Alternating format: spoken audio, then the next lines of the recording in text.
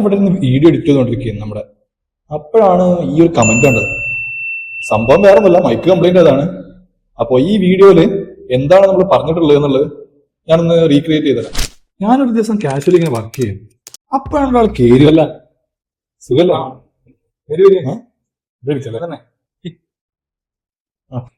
എല്ലാവരും ചങ്ങായി ഇതല്ലേ പറഞ്ഞ പുതിയ ബിസിനസ് ഒക്കെ തുടങ്ങി. ബിസിനസ് ഒക്കെ പോകുന്നുണ്ട്. എന്തായിരുന്നു ബിസിനസ് ഒക്കെ ഇങ്ങനെ പോകുന്നുണ്ട്. ബിസിനസ് അല്ലേ ബിസിനസ്. അപ്പോ എന്റെ സംശയമായിട്ട് ചോദിക്കാണ്.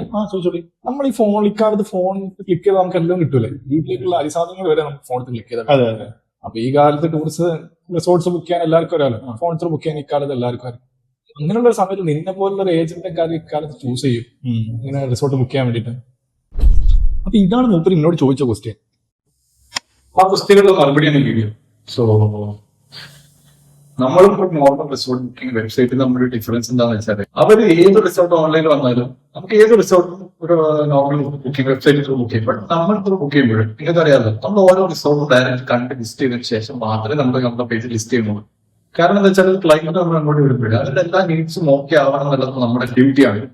സോ അത് നമ്മൾ എപ്പോഴും വെരിഫൈ ചെയ്തിട്ട് നമ്മൾ റിസോർട്ടിൽ ഒരാളുണ്ട്. ബട്ട് നോർമൽ ഒരു ബുക്കിംഗ് വെബ്സൈറ്റിൽ അങ്ങനെയാണെന്ന് എനിക്ക് തോന്നുന്നില്ല. സോ ഇന്നത്തെ വീഡിയോയില് വോയിസ് ക്ലാരിറ്റി ഇല്ലാത്ത എങ്ങനെ വീഡിയോ അടുത്ത വീഡിയോ കാണാം.